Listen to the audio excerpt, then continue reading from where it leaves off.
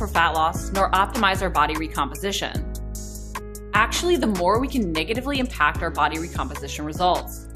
Because often in our attempt to lose weight faster, we slash our calories super low and try to exercise more.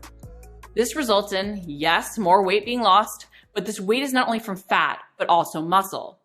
It can also cause us to create metabolic adaptations and hormonal changes that can make us look softer, which is the opposite of what we want to happen. And this is especially the case when we're working to lose that last 5 to 10 pounds. You simply can't out-diet or out-exercise time.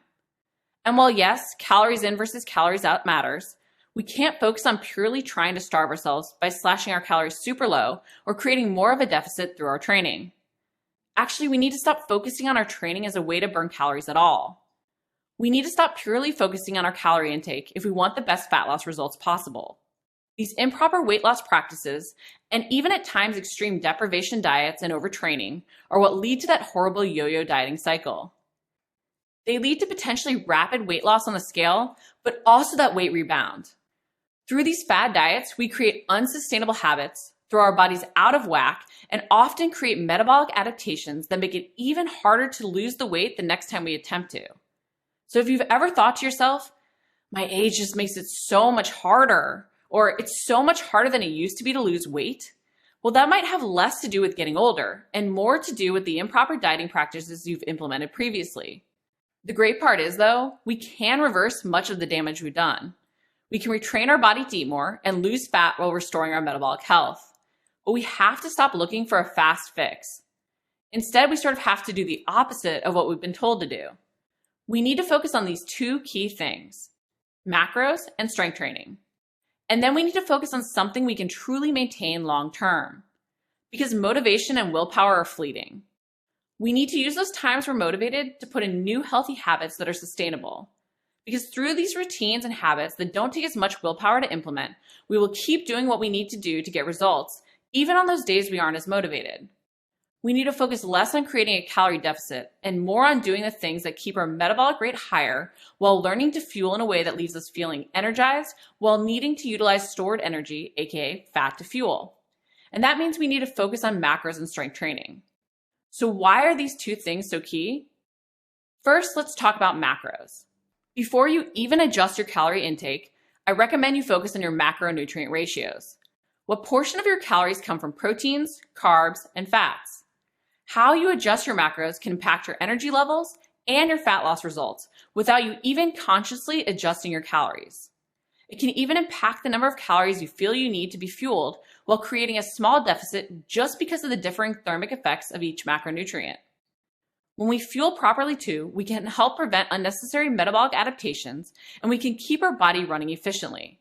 Not to mention we maintain our energy so we want to live the lifestyle we enjoy. When first focusing on macros, start by adjusting your protein intake. Honestly, if you want the best fat loss results, protein is the main thing that matters. A review of studies showed that really protein intake is what determined what ratio worked best for weight loss. Whether you went high fat or low fat, high carb or low carb, the ratio that always produced the best results was the one higher in protein. And it's because protein can keep you feeling full and fueled.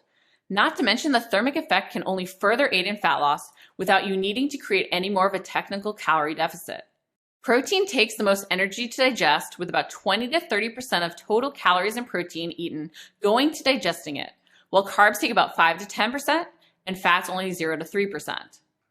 Studies have shown protein to have a thermogenic effect 5 times greater than carbs or fat.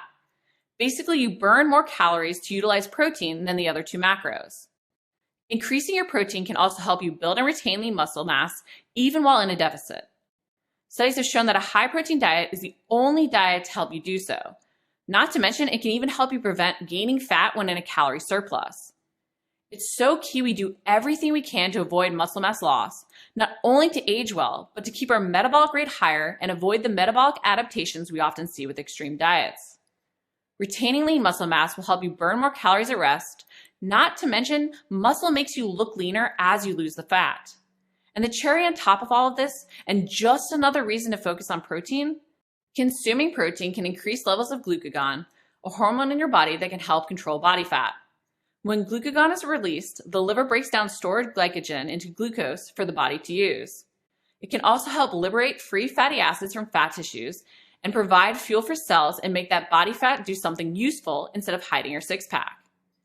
Okay, so you're sold on focusing on macros. Now, why should you focus on strength training over cardio? We focus so much on the calories we burn from exercise and trying to create a calorie deficit through our training, which can be great for beginners just starting out, looking to make that lifestyle change, who find moving more or adding in some workouts easier to start than looking at their diet. This focus on a calorie deficit is also why many people turn to cardio when they want to lose weight. It has a higher calorie burn per session. But our bodies adapt over time, meaning we don't burn as many calories from these sessions, no matter what your very inaccurate fitness tracker tells you. And unless you keep training longer and harder, which there's a limit to, you won't be able to outtrain your diet long term. So you will inevitably need to make dietary changes. Sorry, trust me, I've tried outtraining your diet. It never leads to lasting results and often leads to burnout and injury. Also, endurance training can be catabolic to muscle tissue, especially if you aren't very conscious of your fueling.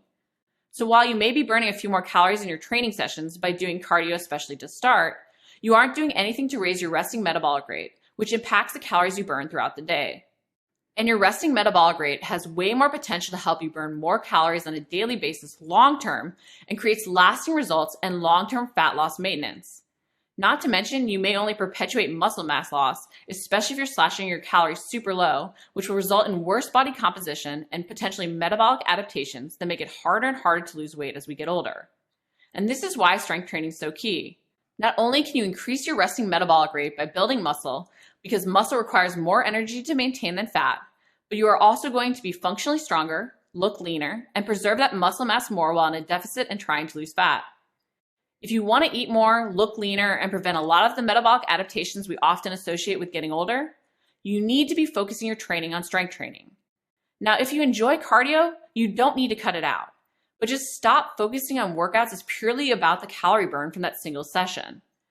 Stop focusing on trying to do more to leave yourself feeling slaughtered. Stop trying to out-train your diet. And instead, see your workouts as a chance to build the lean physique you'll reveal by how you fuel. Use your sessions not for that quick fix, but to help you better maintain your fat loss long term.